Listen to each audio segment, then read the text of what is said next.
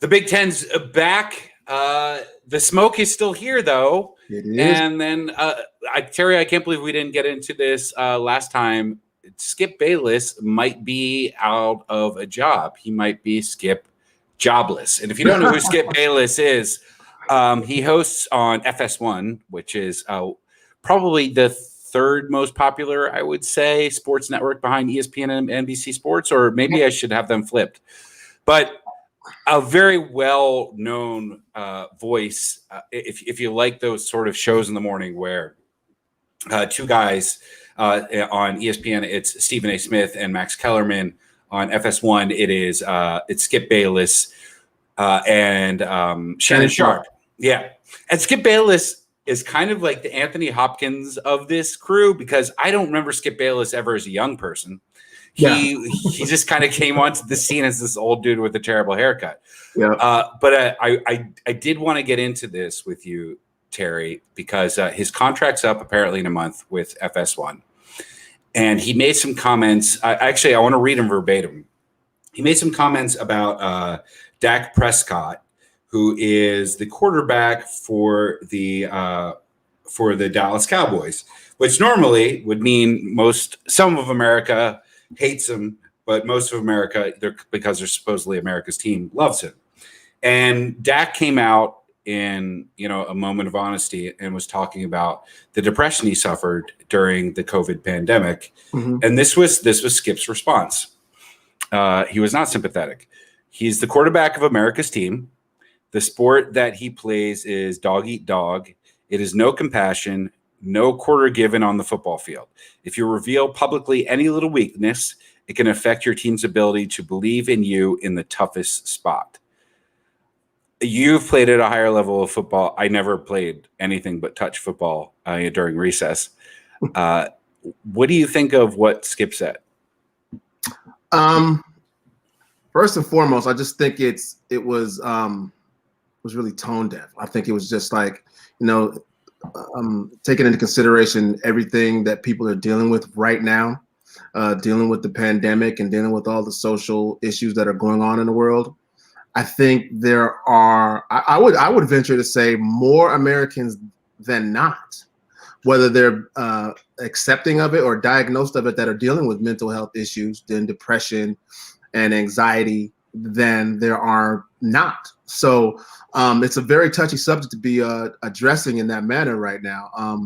I think that it was really callous, cold-hearted, and it wasn't responsible on his part. I know that a lot of people think that football players are supposed to be these tough, unfeeling, unflinching, just non-humans, you know what I mean? And especially as the quarterback of a football team, I think you're expected to be a leader, and you're supposed to shoulder all of these responsibilities and hide your doubts and fears and things like that. But he's a human being, and I think it was just, the writing might be on the wall for Skip right now, like you said.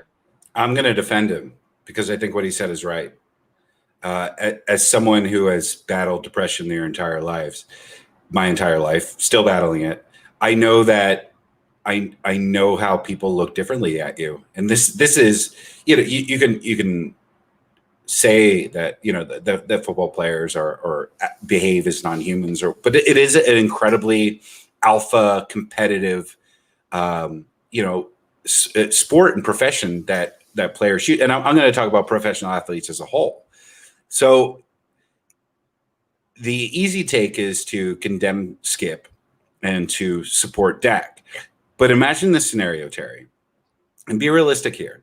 Let's say Dak didn't play one game, because if we're gonna treat mental health issues as a real illness, let's say he didn't play a Sunday because he just wasn't up to it because of his depression issues, which is a real thing for people who suffer from depression, where getting out of bed is sometimes really difficult. Do you really think that his teammates would be supportive of that? Or I mean, maybe publicly, but inside the locker room, they'd be talking smack. Honestly, I believe that they would be supportive of him, but I think that they would be like next man up.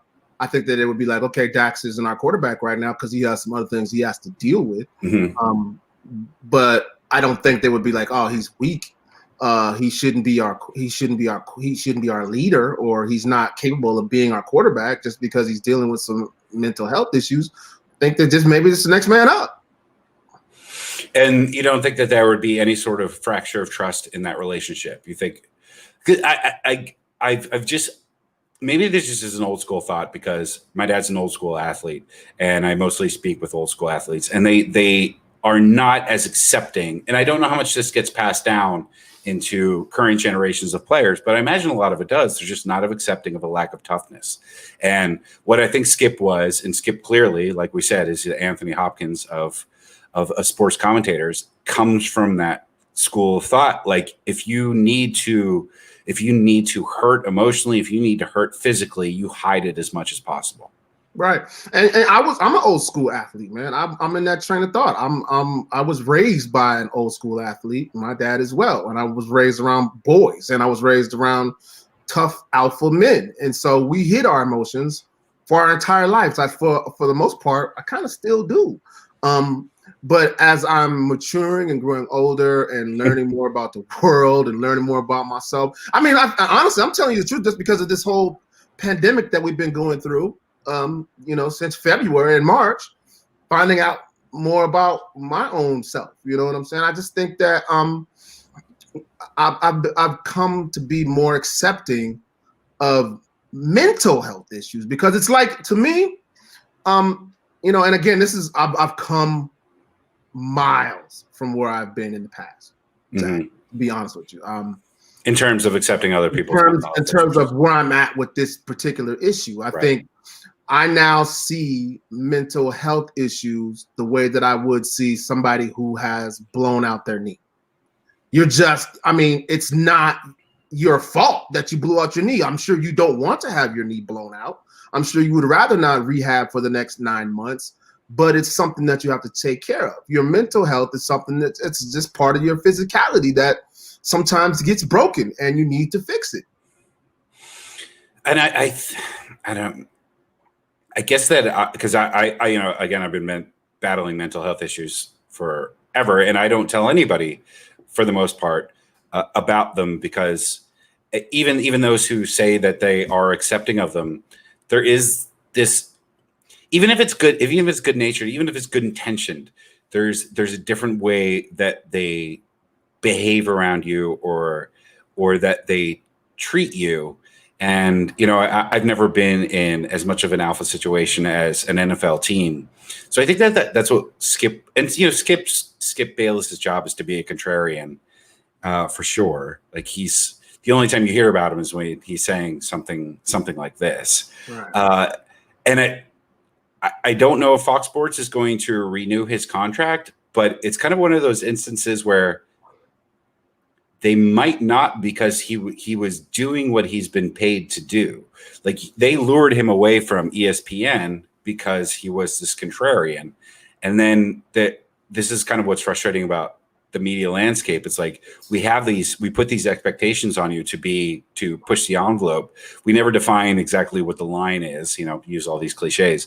But once Twitter has decided you cross over it, then we're just going to be done with you. Even though that was no one brought Skip Bayless in for his sense of humor or his looks or anything like that. Right. Or even, like, he doesn't even have good, like, solid takes on anything. Right. He thinks LeBron James is a bum. That's just crazy. But it's contrarian, and that's why you have him on your network. And then suddenly he says something that is, I guess, a little bit too contrarian, and this network just might bail on him. They may not, but all signs seem to be pointing that they will. And I've been let go from media outlets for doing exactly what I had been paid to do, and then all of a sudden it was like not quite right with them, and they moved on. And I guess that's why I feel the need to defend Skip a little bit here. And by the way, Dak Prescott, who, when I look at him, I fully support everything that he said. And Kevin Love, when he did it, the Cleveland Cavaliers forward, when he talked about his depression issues, I was like, yes, this is great for athletes finally to admit that they do have this human aspect to them. But Skip his words will actually have an impact, whereas Skip Bayless's will have none. I mean, no lasting effects, because nothing he's ever going to say in his entire life is going to have a lasting effect. So he's not really. This is another frustrating thing. He's not really causing anybody harm. He's just making Dak Prescott, I guess, look good in most people's eyes, and making himself look bad in others. And this is another thing too. By the time his contract is up, which is October 1st, which is a little over 2 weeks from now, this will all be forgotten anyhow. He'll have 6,000 bad takes in between then. Yeah, no doubt. A couple of things before we move on with this is just the number one. The reason why I am really kind of siding more with Zach. I mean, not Zach, Dak. Both of us. Zach and Dak. Yeah.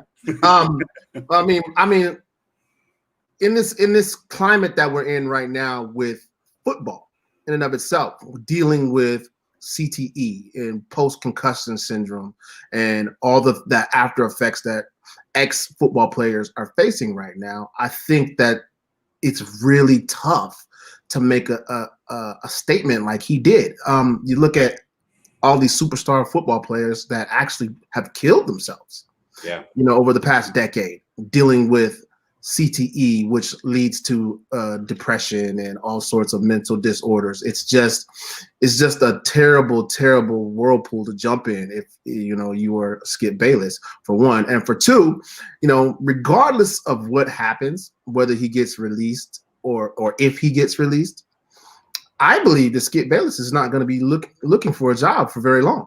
No, he'll get another gig. He'll have a gig. He'll have a gig. He's not going to be like you or me. That's like, right. We're waiting on. But that's the other sad thing too, is that there's a lesson to be learned there as well.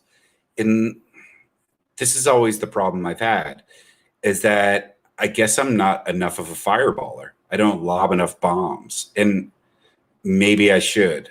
I mean, because I could, and I always could have. And there's always that take that you can have that. And I feel like less and less ashamed of people who decide to go this route. Whereas before I was like, oh, they're so intellectually dishonest.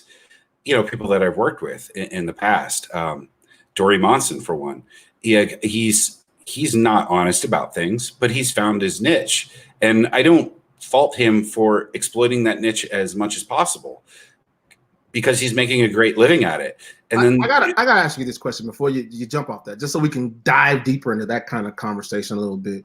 I know you said that you're kind of starting to see question whether you should or have been that guy to lob fireballs, right? And because I've been in that position too, like, what am I doing right now?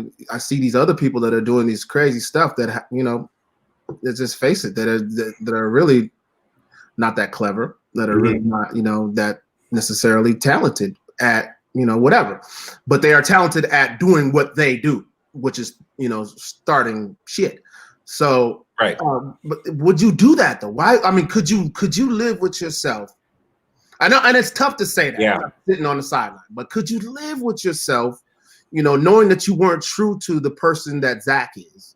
And you just— That's why I never did it, because I could either be an all lives matter guy and make a living doing that, or I could be an all cops are bastards guy and make a living doing that. But I don't believe either, and that's the homelessness that I feel right now, where there's this wonderful person to follow on Twitter named Bridget Fedesi, who's just— she's kind of like you and I, Terry, like, because I obviously you're not an all lives matter guy, you're not an all cops are bastards guy, and because we aren't choosing means that there's no role for us to fill, because at least according to the current media landscape, and that's why I'm trying to build something here, and there's going to be some announcements about expansion to the Burns and Holla network in the next week or so.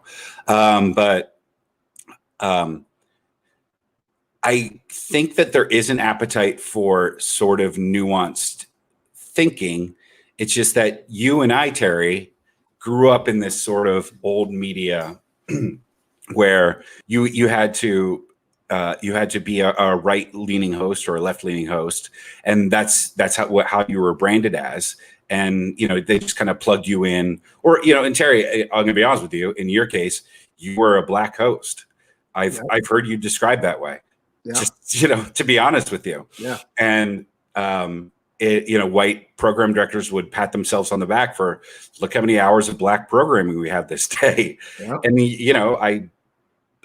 you're obviously a person with a last time I checked. Yeah, with 30 days of themed dinner nights and magazine cover to your credit. But and that's why I'm like hopeful about the future of the media, in that I think it's ventures like the one that you and I are embarking on that are going to be the future of it, because every major media outlet, and when I say major media outlet, I even mean like corporate owned local radio stations, they just feel like they have to fulfill this sort of need. And then the person who is fulfilling that need just has to say the same repetitive shit every day, feed that comfort food. Well, I think a lot of people don't just want the same meal every day. I think that they kind of want a new and interesting dish. And maybe that's something that, we can provide, but I don't know. Who knows? You could hope, right? You would hope that that's the case. Yeah. But so last night, so on our Monday show, as we were closing out, I was talking to you about some of the things that I was starting to watch, and I told you I had started to watch Social Dilemma on Netflix. It was the documentary about the whole social media phenomenon and how it is truly affecting us and how it was truly designed. And I think a lot of what I saw, I finished watching it last night, by the way. Oh, you did? I finished watching it. I highly recommend it. It is eye-opening, disturbing, and it'll have you wanting to, unplug. But I say that to say this, hand in hand with what you just talked about, I think that might be a little bit of where we are in media. I think media today is taking a bite out of what social media is all about. It feeds you exactly, it has found its niche. It's found each person's pressure points. Yeah.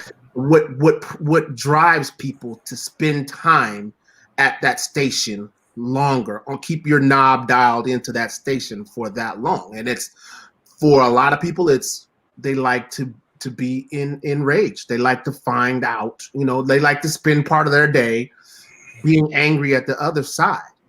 And then there's also people on that other side that hate listen to someone like Dory, because I'll see people like, oh, can you believe what Dory said today? Well, the only reason you know that is because you listen, and he's very good at that. And one of my good friends, Jason Rance, I'm describing him to a T right now, and I'm not doing that in an insulting manner. His career has taken off because he found his niche. He's this pro cop, anti Antifa, instigator, and he pisses people off. And then, he also corrals people into believing what he's saying. I know that the frustrating thing about Jason for me, I guess, is he's really smart. And I know, but I guess the reason that he's really smart is that he discards any sort of nuance or any sort of context and just plows through with his consistent message. And that's what makes him smart and what makes me dumb. Because I live in the gray, I live in the nuance and whatever. I have friends that are, Trump supporters, and I have friends who think that Bernie Sanders is too far to the right. Like it's, so I don't expect ever to be on any sort of entity like a place like Cairo Radio again. But I don't think that matters anymore. I think that you can forge your own path.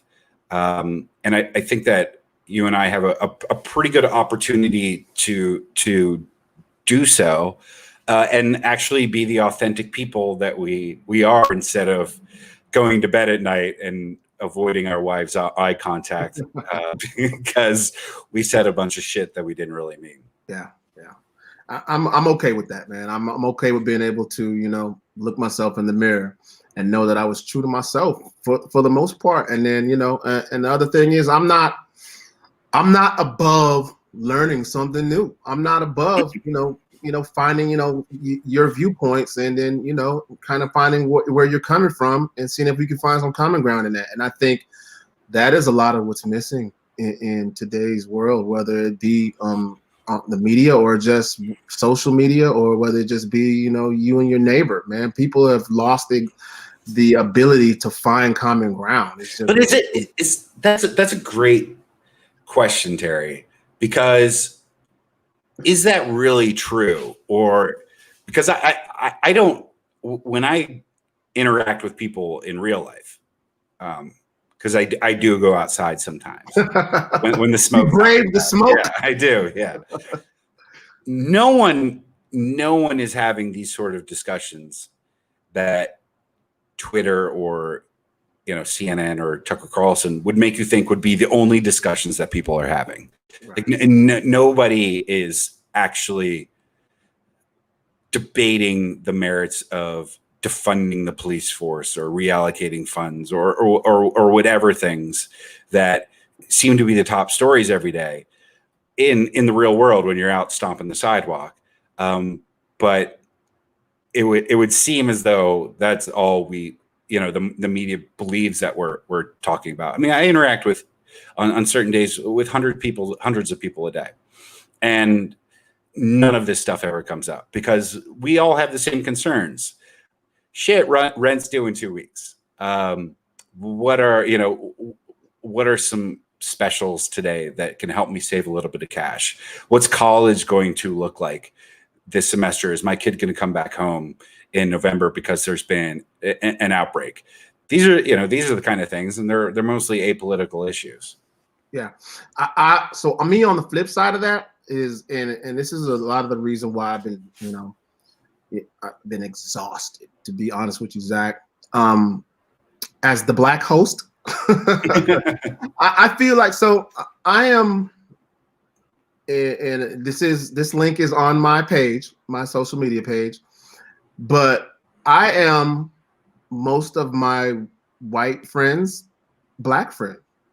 You know what I'm saying? Like I'm the Black guy that right. You're friends with.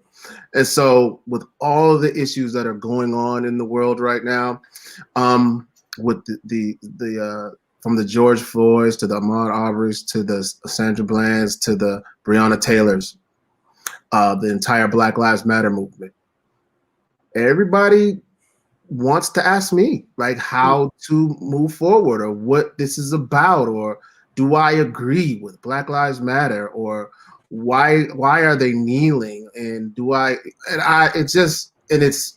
I get it. I get where it's coming from. I'm sure it's a good-hearted place for the most part. Yeah. But it's just, I mean, I get that. I get that daily, constantly, all day. Yeah. And it's so. Sorry about that. Yeah, I don't mean that to be dismissive or anything. No, I was just joking because yeah. I've seen exactly what you're talking about, Terry. Where again, it goes back to this point, like white people are they're so appreciative of Black culture. They love it. They'll steal from it. They'll watch it, but Black opinion is far less regarded on a grand scale, but on a one-on-one scale, I can see someone asking you like, "Hey, man, is BLM?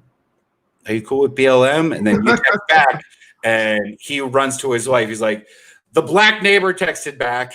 Yeah, so I know where my opinion is formed now, and that's bugged me.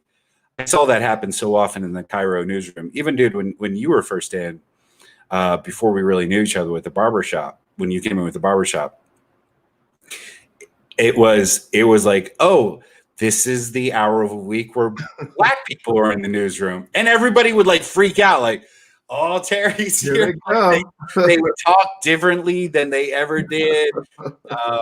They go for like fist bumps or whatever. They bring up topics they would never, and it was just, I would sit there and I was, producing morning news, so I was already tired and cranky and be like, Jesus fucking Christ, people. Like, Here we go. Just behave like you normally do, humiliating yourself. Yeah. It was an interesting trip, man. I bet. But yeah. It's just so that's just it's just I know you get to avoid a lot of your political stuff in person, but to me, I get like I'm bombarded by it. Like I wake up dealing with it whether I want to or not, man. And it's an unfortunate thing. Like I try to shut it out and all that stuff. And here's another thing, and I'm using this as my personal vent session right now because some of it happened today, and I think it's interesting, and I think it would be good for some people out there to hear this. Like I've been getting this situation over and over and over again, where someone will send me the video of the one conservative Black person and their opinions on why this Black Lives Matter is a hoax and why Black people should just pull themselves up by their bootstraps and why, this, that, and the third. And they send it to me and ask my opinion on it. And I can't even bring myself to respond. Like, I'm not kidding you when I tell you this. It's happened dozens and dozens and dozens of times. And I'm like, what is your point right now with this? You found the one out of 100 million examples. The monolith has been fractured. You know what I'm saying? Yeah. So, I mean. And I don't want to, I don't want to trash him or anything, but when I was on Cairo like a week and a half ago and with my friend Mike Lewis, who's a good dude, but he really wanted to steer the conversation into while you're hosting. And he said, well, your co-host is an African-American gentleman. I'm like, yeah, he's a Black dude. Yeah, An African-American gentleman. An African-American gentleman. He's rather swarthy. Yeah, he is. So I was trying to explain to him, like, yeah, well, I know him as Terry. And, he is a Black dude, but we try not to. We don't acknowledge. Try not to make that the centerpiece of. We should change our intro. Zach Burns and the African American fellow, gentleman, Terry Alleman here tonight. Gentleman, yeah, yeah, he's incredibly well behaved and articulate, and well-mannered. Just a model, like really, like. Let me just say, Mike, one of the good ones. But that comes from just a lifetime of not really like knowing how to just interact with other people as people. Like that's acceptable when you're a 6-year-old. Like I had that moment when I first saw a Black kid. I'm like, why is he burnt? Yeah, but I didn't know because there's no Black people on TV. The Cosby Show came like 3 years later. Right. I didn't know, but it's like later in life, like why can't you? And these are people that I respect intellectually often too. Like I do. Mike's a really smart, great guy, and I know that he wasn't trying to be insensitive. If anything, he was trying to completely inject his sensitivities to it. Right. But it just comes out sounding so hollow, and it doesn't sound like just two people talking to each other. I'm gonna tell you, because again, I dealt with a lot of stuff just today in this world. And, can you be specific? Because I'm very curious now about the sort of questions that you get. Besides, like, the one Black conservative. Well, yeah. So for one, I got that. I literally got the message with the video of what's his name? Juan. What's the one conservative that's on Fox News? I can't remember his name. It's like Juan Williams. Williams, is that it? Yeah. Who actually came from NPR, so Okay. That got him. His whole diatribe of why Black Lives Matters is a hoax. Wow. Like 45 minutes of that, and I powered through as much as I could, trying to be the good Black friend. So there's that one, and then I got the entire entire different conversation about how racism isn't real, and how it's a case of a victimhood, and being taught to be a victim, and all these different things. So those are literally two that happened today, just today. So it's exhausting, man. It's exhausting, and I don't want to. The thing is, people that know me know that I'm easygoing, man. I like to have a good time. I like to deal with people as individuals. I don't lump groups of people together. I'm just Terry. People know me as I'm that easygoing guy, man. Right. And it makes it tough. It makes it tough to be that guy, because as much as I try to do that, and as much as I've tried to stay, I've purposely tried to stay apolitical on my own Facebook page. Yeah. I purposely tried to get rid of all that. They make it tough because I want to release if I released how I really feel on a daily basis, I would cut my friend list in half. Really? They would leave. They would leave. They would leave or be like, I had no idea Terry felt that way. Yeah, I thought that he was one of the people who realized the absurdity of what's being deemed right now as systemic racism. Yeah. There's this huge just white contingent that you'll never convince them that racism still exists because of one man, because of Barack Obama.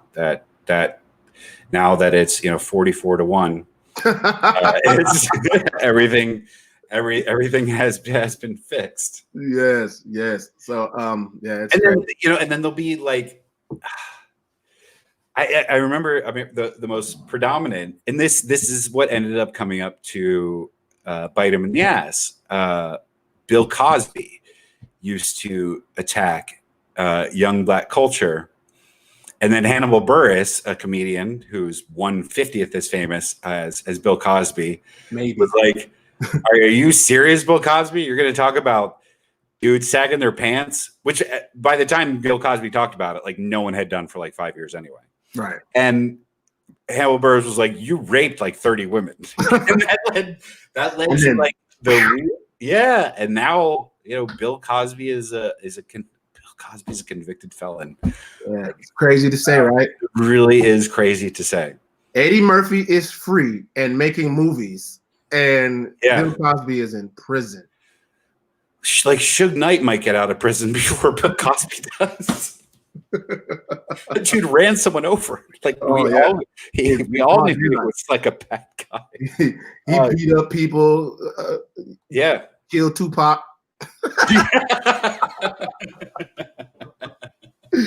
Or did he? Or is Tupac still alive? As I hear, I would love for that to be true, but there was no reason for him to be hiding out this long. No. All right, college football, Terry. Let's move on. The Big Ten announced plans to come back in late October. Some college football is already happening.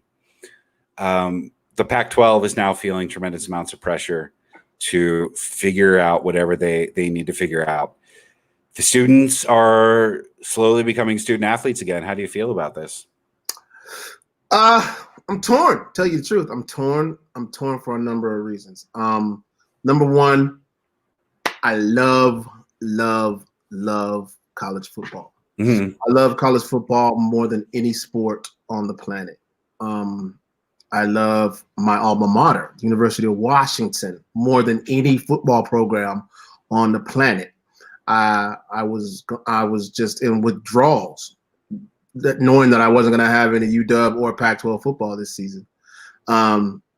That being said, it's just kind of, UW and the Pac-12 really, I don't know if I'm just concerned with the leadership right now.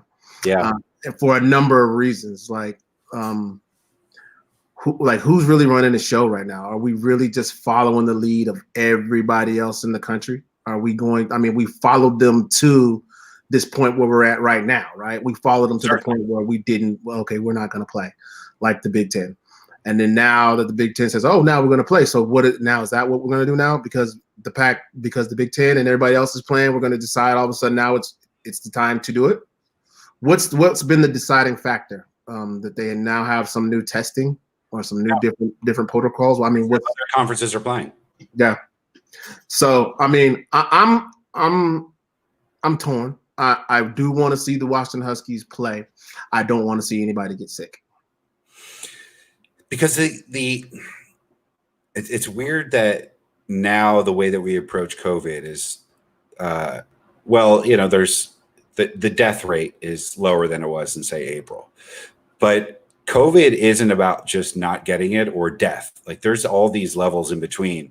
There seems to be this incredibly long-lasting damage to the lungs, which could possibly take up to a decade off of your life. And then there's just a lot of stuff that the world's leading scientists and epidemiologists don't know what the lasting effects are, because COVID-19 means it came out in 2019. Like, this is a new virus. And it seems like another example of the NCAA's callousness when it comes to their student athletes. It's like, yeah, but if we don't have Clemson football, what are people going to do? So, get out there, gladiators. Yeah, I mean, I think it really puts the writing on the wall that, these athletes are really a valuable commodity that have been used for decades, if not, a centuries long. You know what I'm saying? And I want to be careful when I say that, when I say they're being used, because of course they're getting something in return. They're getting an education. Oh yes, a top flight education. Yeah, they're getting an education. They're having an opportunity to get an education. Retail value $150,000. Right, and real life value of what? None. I mean, really, like it's not worth what they provide for the school, especially at these top flight schools. When it comes and football more than anything, let's face it, football reigns supreme, whether it be at the college level or at the pro level. Yeah. And football is the most dangerous sport when it comes to spreading COVID. You have 11v11. You have 53 people on each roster, countless others on the practice squad. There's so many people that you have around. They can't do a bubble situation, so they're going to be traveling. And you're talking about college kids who you can't keep apart. Yeah. There's been countless examples at UNC, at University of Miami, Ohio, which is, why does that school exist, Terry? It's the most ridiculous thing ever. That must be the most people. Imagine that, getting that scholarship level, like, oh my God, University of Miami accepted. Like, I'm getting a scholarship there, and then it's like, oh God damn it, it's Ohio. It's Ohio. Yeah. But kids feel at that age, you still feel invincible, whether on or off the football field. There's going to be interaction not sanctioned by the school. There's going to be the spread of COVID. And then what are they going to do come Thanksgiving? They're going to go home and visit their parents and bring it back to the communities. It's like, I love college football too, but and if they come out with a plan like, oh, here's why and how we're able to keep it safe, I would have been like, okay, because that's what the NBA did, that's what the NHL did, MLB to an extent. But they're not. They're just like, well, the Big Ten's back, so the Pac-12 should really probably come back too. Yeah, and again, to go back, that's sort of concerning. It's wild. So to go back again, as much as I miss college football. Yeah. To go back again to what I was just talking about when I said how, if anybody had any questions before about the value that these athletes bring to not just the programs, but to the school, think about the country at large right now. Think about the economy. Think about how many small businesses have been shut down, how you can't even enter a building. And if you can enter that building, you must have all these protocols in place. The mask, the 6 feet of distance, only a certain number of people inside the building at a certain amount of time, right? And those are the ones that survived. Those are the businesses that survived. Now, you take all that into consideration. the NCAA has said, and these various conferences have said, screw it. Right. Yeah, it is worth us risking all of it, all to bet all everything that you guys are doing to remain safe around the country. Screw it. It is more important for us to put these kids on this football field to generate this revenue, whether it's TV, advertising sponsors, whatever it may be, to get it's more important for us to get that in place.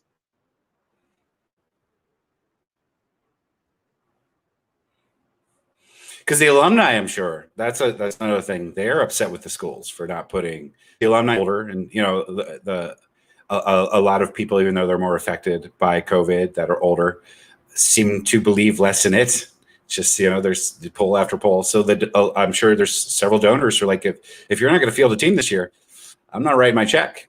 Yeah. And most colleges, even the ones that are state run, they're for profit.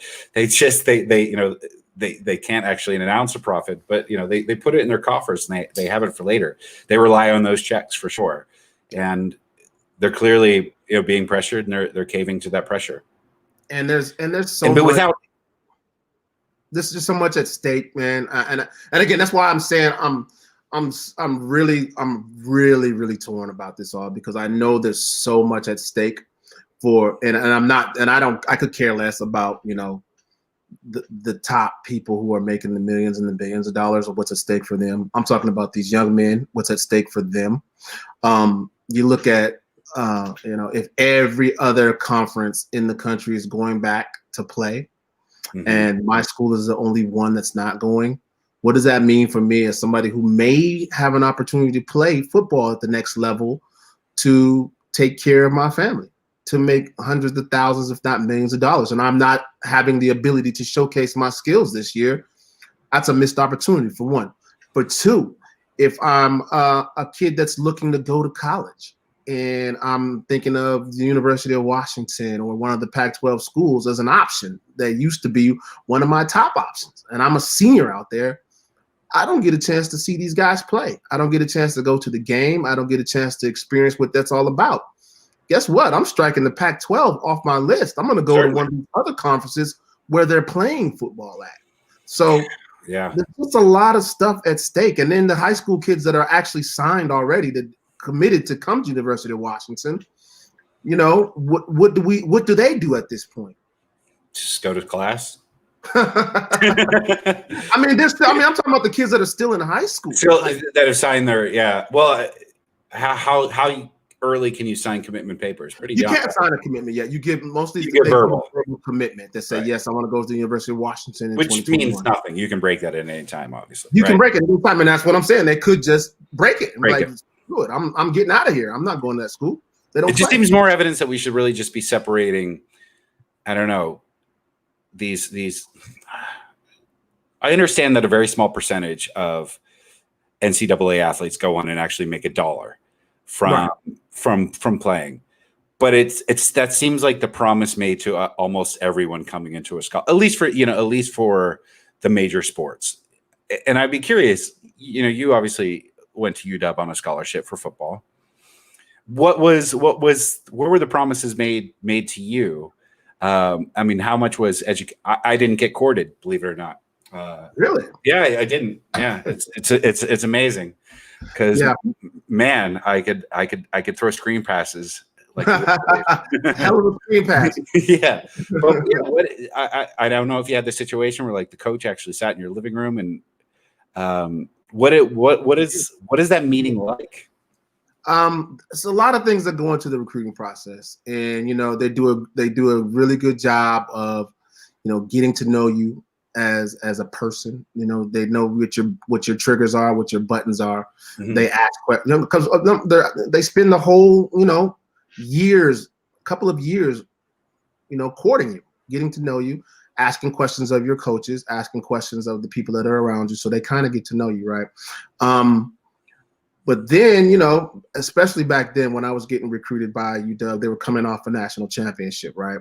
So we would get all kinds of literature in the mail. We get letters weekly, right, from the school, from the athletic department, from the coaching staff.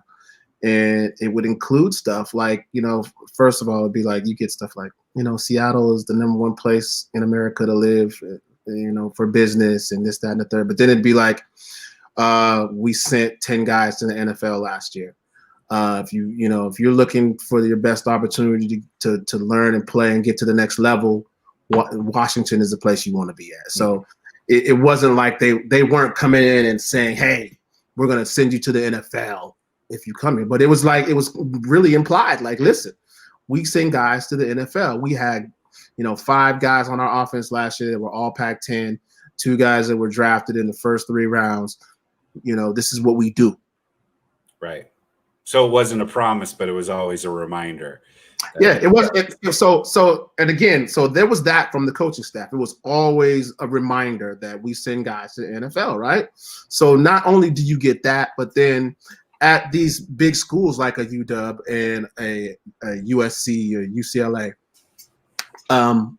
there's almost an expectation amongst players that are there, the upperclassmen.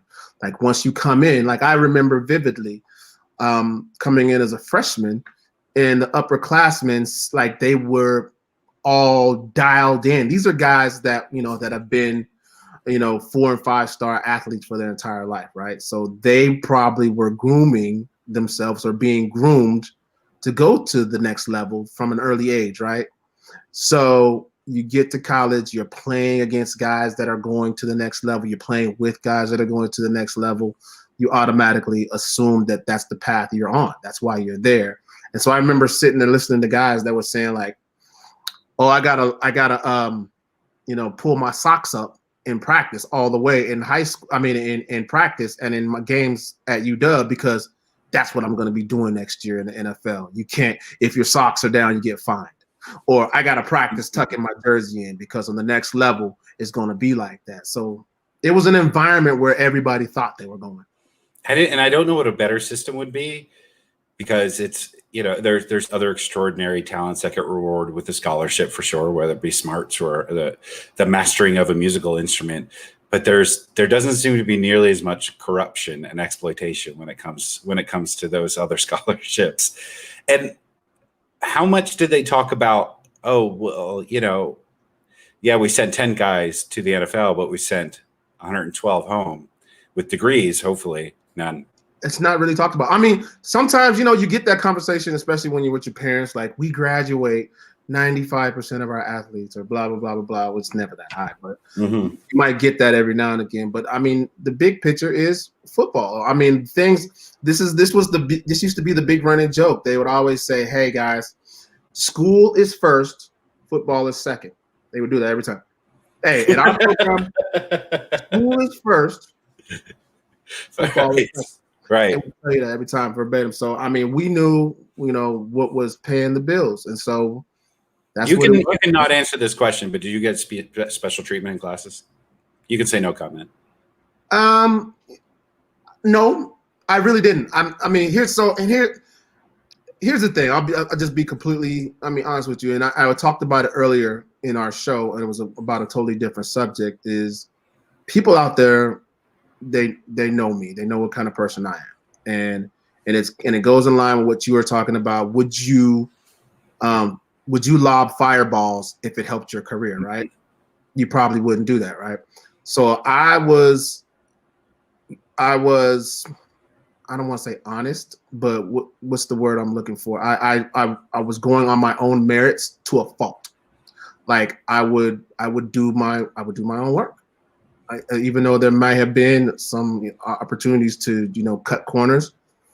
Like here's my biggest thing. So I didn't like to go to class, and I didn't like to go to tutors. And so, because I would rather do something else with my time, right? I felt like I could get through college without all that. So when I figured out that they gave me my syllabus at the beginning of the semester or the beginning of the quarter, I go do my work. Like I go home and do my own work. Like I come home, I didn't need someone to help me. So that's how I did it. So like an independent study almost. Like you would. ingest the coursework, read whatever books, do whatever papers. Yeah. And go pass the test. And there's always a goddamn book written by the professor. That's a worse college scam than anything the NCAA has ever enacted. Yeah. If you're ever forced to buy your professor's book, that is extortion. It's a scam, man. I just remember my one panic in college, and I was not a good student.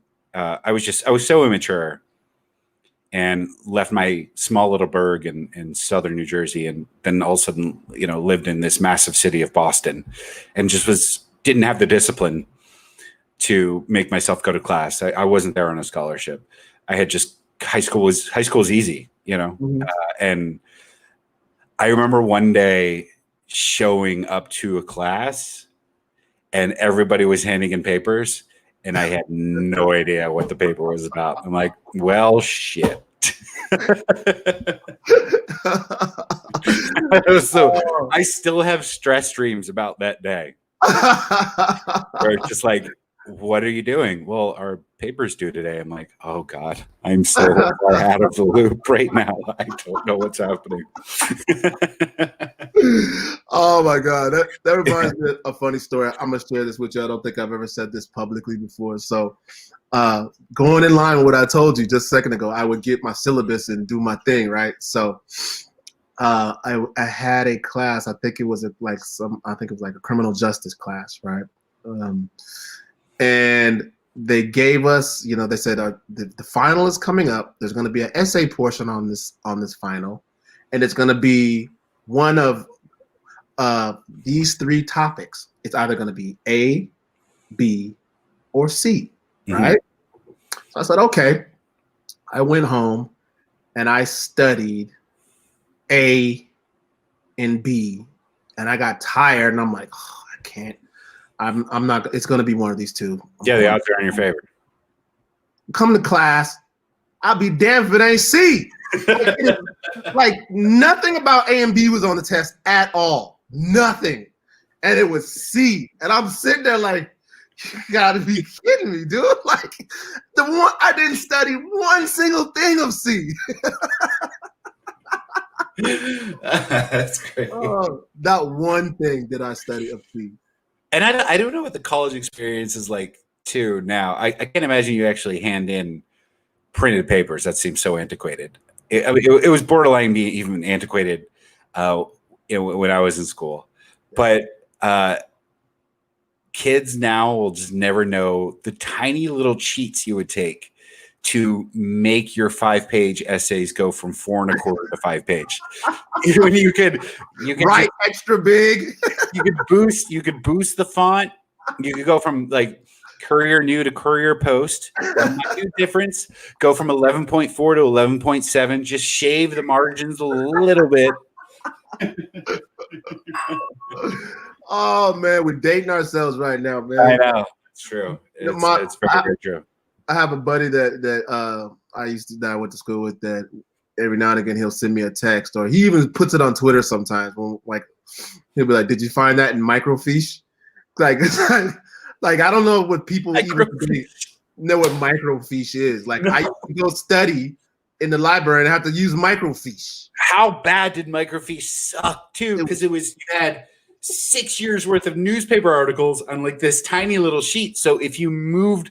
So microfiche was, I don't even know how to explain it to someone who doesn't know it, because all it involves is old-timey technology. Just imagine, like, most people know, like, an overhead projector. So say you put a sheet on an overhead projector, and it beams whatever onto the wall. It was not like that, but sort of like that. And then you would turn the knob, and everything microfiche was a way to... It's not just imagine a roll of, like, negative, right? Exactly. You put it in the machine, and you scroll it, and it was all the newspapers from the past year.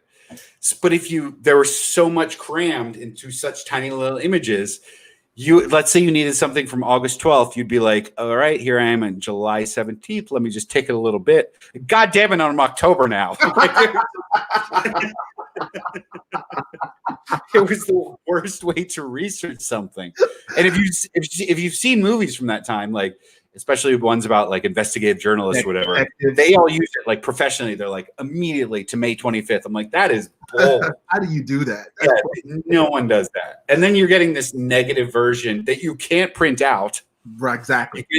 Microfiche. You got to write it down or something. Like, oh, that's what. Oh, I'll quotate that and put that as a footer.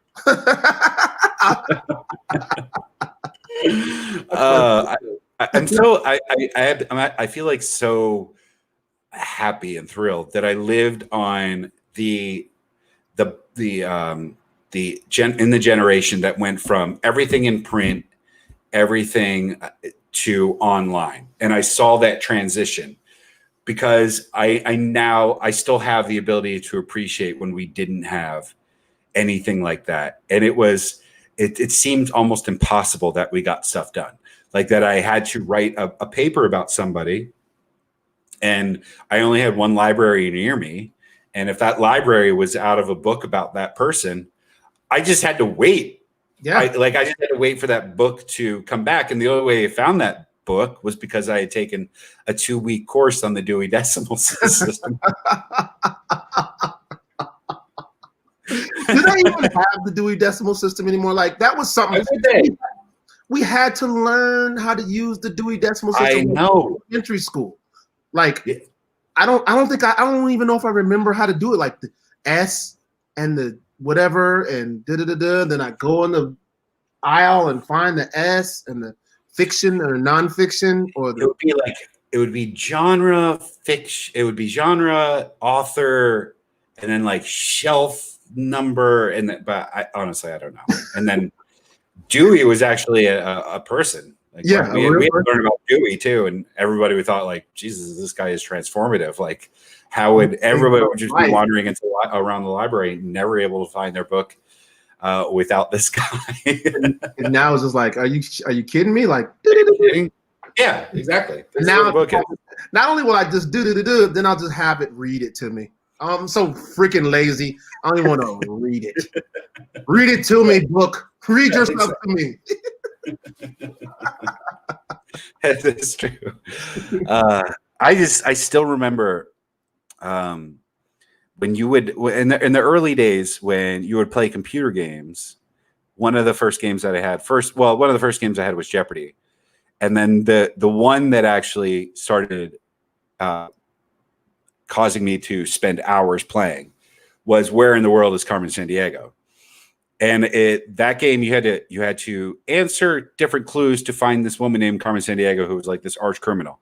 But what I remember most about it is that it came with 7 discs, and you would have to change discs during the actual game, and then wait like 30 minutes for the new disc to boot up. Yeah. Oh my gosh, the life we used to live, man. I know. And to get on the internet, you had to have a disc. Yeah, you had an AOL disc. An AOL disc. Get 153 minutes at a time. Yeah. Yeah, man. All right, let's wrap it up with a smoke update. Terry, we got a pretty substantial rain here last night, so I went to bed feeling pretty hopeful, and it got worse. Somehow. I was about to say it got worse. It turned into, at my house, it's like smoke fog, whatever you call that. It's smog. It was smoke fog, and it was like from the ground to the top shelf. It was ridiculous. And in your years as a sports fan, and in my years as a sports fan, do you ever remember a sporting event ever being shut down because it was too smoky? That's been the case for the Seattle Mariners, on Monday and Tuesday. Never too smoky to play baseball. It's crazy. It's the craziest thing. Crazy. I've been hearing rumor that they might even cancel the Seattle game this weekend, depending on what happens, unless we get a brisk breeze to come through Seattle. Yeah, I thought the rain was supposed to fix everything, but clearly that's not the case. Worse. So I don't know. So I think the only thing that'll help is prayer. At this point, right? Just everyone pray to whoever you pray to. And I think this is punishment for Cliff Mass being fired for KNKX. This is you fire the region's best weatherman, and you get bad weather. This is what you get. The weather gods have spoken. The Cliff curse. Wanted to just mention Terry, I'm going to put out this always invite for you. I'm doing another punk rock themed show on Friday night. This Friday, we have Larry Livermore. He is the co-founder of Lookout Records. They are the label that first signed Green Day. Oh. They discovered Green Day. They discovered Rancid, Operation Ivy, a lot of the bands that I grew up listening. He's going to join us. And then someone else who is in some of those bands, Dan Schaefer, better known as Danny Vapid, who was in Screeching Weasel, the Riverdales. He's also going to join us as well. We're going to just do some old man punk rock reminiscence of wasn't it great when? And also, we had a really good conversation last time. Just what is punk supposed to be the music of the revolution? What is punk's role in 2020? And then I just geek the fuck out. I just Chris Farley like, oh, you remember when you put out like the second Screeching Weasel LP? Like that was pretty great. I bought that. So that's happening Monday at 6 p.m. And this will be the first episode of ours as soon as I'm done with this that you can now listen to via iTunes, via Stitcher, via Spotify, because I realize now, Terry, not everyone has the time to just sit down for an hour in front of their computer and see two lunkheads jaw at each other for an hour. Instead, you can carry us with you and listen to us on the go. Yeah. So if you just search, give me an hour, but if you search Burns and Holla on any of those formats, you'll be able to find us. And Terry, well, if you're out Friday, totally get. We'll talk again on Monday. Yeah, I'm supposed to be doing a seminar with the Tacoma Urban League on Friday evening. So at the what Urban League? Tacoma. Oh, yes. What's the topic? Yeah, was that? What's the topic? I think it was business leadership. So business leadership. Yeah, it's a. Well, give us a plug. Yeah, well, I'll let them know. That's what I'm there to do. Talk about business that we do. All right, everybody who's watching, everybody who's watched, everyone who's going to watch in the future, hit the share button. That helps us out quite a bit. And, we like doing this. And we'll talk to you again I'll talk to you again Friday as Terry schools Tacoma on business matters. Is there a chicken cordon bleu dinner or anything involved with that? Or no, but there will be a black fellow, an African American fellow. Yes, come see our African American gentleman businessman. Imagine that. Facebook.com/Burns and Holla, which you probably know. YouTube.com/Burns and Holla. Here's our Twitter accounts. We tweet sometimes, and you can follow us. Thanks so much, everybody, for watching. Terry, I'll talk to you again on Monday. All right, guys. See you, buddies.